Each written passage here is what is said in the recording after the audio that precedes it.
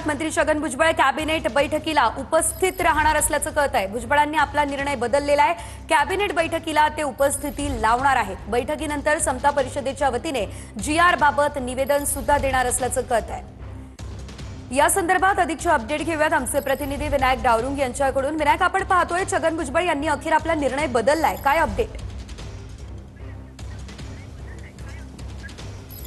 बरोबर आहे। आपण जर पाहिलं तर मागच्या कॅबिनेट बैठकीला छगन भुजबळ जे आहे ते उपस्थित राहिले नव्हते। त्यांनी थेट नाराजी जी आहे ती व्यक्त केली होती। ज्या पद्धतीने मराठा आरक्षणाबाबत जो निर्णय उपसमितीने घेतला होता आणि त्यावरती ही नाराजी जी आहे ती थेट छगन भुजबळ मंत्री आहेत त्यांनी व्यक्त केली होती। आजची कॅबिनेट बैठक जी आहे ती थोड्याच वेळात सुरू होईल। त्याआधी राष्ट्रवादीची प्री कॅबिनेट जी आहे ती बैठक या ठिकाणी आता सुरू होते। मंत्री जे आहे ते यायला लागलेले आहे। थोड्याच वेळात मंत्री छगन भुजबळ सुद्धा या बैठकीला पक्षाच्या बैठकीला येतील आणि त्यावेळी नेमकी काय भूमिका मांडतात हे बघावं लागणार आहे। कारण आपण जर पाहिलं तर भुजबळांनी थेट नाराजी जी आहे ती व्यक्त केलेली आहे। ज्या पद्धतीनं हैदराबाद गॅजेट ज्याला मंजुरी जी आहे ती उपसमितीत दिली आणि त्याला विरोध जो आहे तो थेट भुजबळांनी केला आपल्याला पाहायला मिळतं। ओबीसी समाज जो आहे तो कुठेतरी नाराज असल्याचं त्यांचं म्हणणं आहे आणि त्यांनी स्वतः सरकारच्या कॅबिनेट बैठकीला मागच्या वेळी जी आहे ती गैरहजेरी लावलेली होती। आजची कॅबिनेट बैठक त्याआधी पूर्व बैठक जी आहे ती राष्ट्रवादीची प्री कॅबिनेट होते त्या बैठकीला ते स्वतः येतात आणि त्यानंतर कॅबिनेटला ते जातात का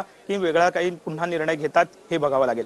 निश्चितच धन्यवाद दिलेल्या या सर्व अपडेट्ससाठी। तर आपण पाहतोय मंत्री छगन भुजबळ हे कॅबिनेट बैठकीला उपस्थित राहणार आहेत।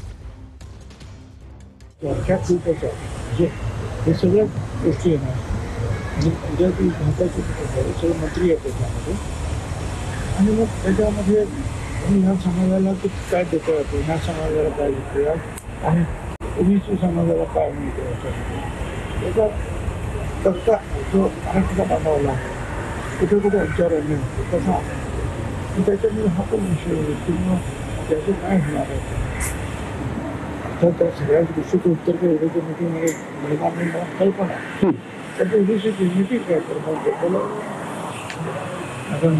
मी त्याकडे उत्तर मला त्यांनी बोलवलं पण मी काही जाऊ शकणार नाही। म्हणजे उद्या आहेत मंत्र्यांची बैठक तर मग आज त्याला मला काही